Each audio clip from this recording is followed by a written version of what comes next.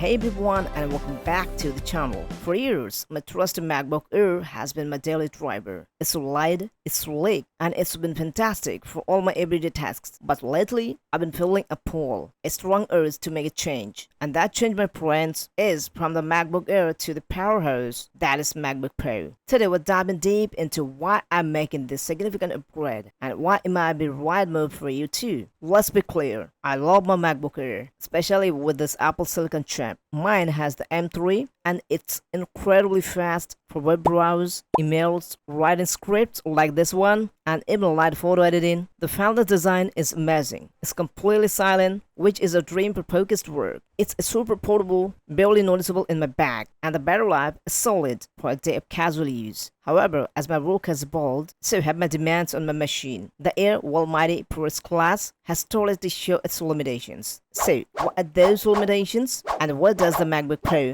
truly step up? Let's break it down into a few areas. Power and performance. This is probably the biggest reason. While the Air now packs a punch with a chip like M4, the Pro models offer the M4 Pro and M4 Max, which are on a whole different level. But it's not just the chip, it's the cooling system. The MacBook Pro has active cooling fans. This means when I'm running intense, sustained workloads like rendering a 4K video, compiling alert code bases, or working on a complex 3D models, the Pro can maintain peak performance without thermal throttling. My Air bless its heart, stirs to slow down after a while to prevent overheating. For a professional, the sustained power is non-negotiable. The display. The Air's liquid retina display is beautiful, no doubt, but the MacBook Pro's liquid retina XDR display is a game changer. But talking significantly higher brightness, especially with HDR content, a much higher contrast ratio, and ProMotion technology for adaptive refresh rates up to 120Hz for editing photos and videos, or simply enjoying high-quality content. The colors pop, the blacks are deeper, and everything just feels smoother and more immersive. It's truly a pro-grade visual experience. Ports and connectivity. My Air has two Thunderbolt ports, which are great, but constantly rely on dongles for HDMI, SD cards, or more USB-A devices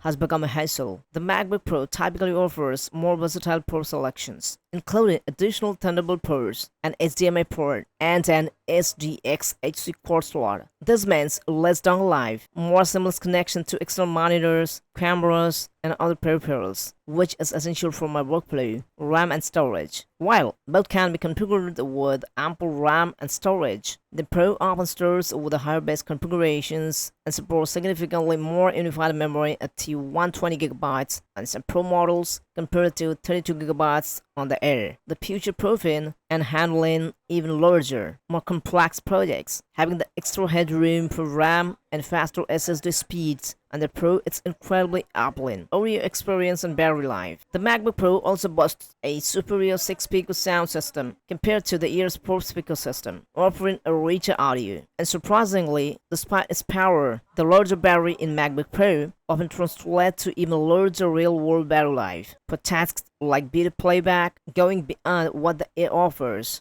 So who exactly is the MacBook Pro for? If you're a casual user, a student mainly doing essays and web browse, or someone who needs ultimate portability for everyday tasks, the MacBook Air is still an incredible machine and likely all you need. But if you're like me, a content creator, a video editor, a graphics designer, a developer, a musician, or anyone who possesses their machine with demanding professional software and needs sustained performance, a brilliant display, and extensive connectivity, then MacBook Pro is a clear choice. It's an investment, but one that pays dividends in the productivity and in frustration-free workload. MacBook Air has served me well, but I'm ready for the leap. The MacBook Pro isn't just an upgrade, it's a tool that will enable it to do more, create more, and work more efficiently. I'm genuinely excited about this switch and the possibility it opens up. Are you an Air user contemplating the Pro? Or are you already a Pro user who loves Airs? Let me know your thoughts and experience in the comments below. If you found this video helpful, please give it a thumbs up, subscribe for more tech content, and hit the notification bell so don't miss my next video. Thanks for watching. I'll see you in the next one.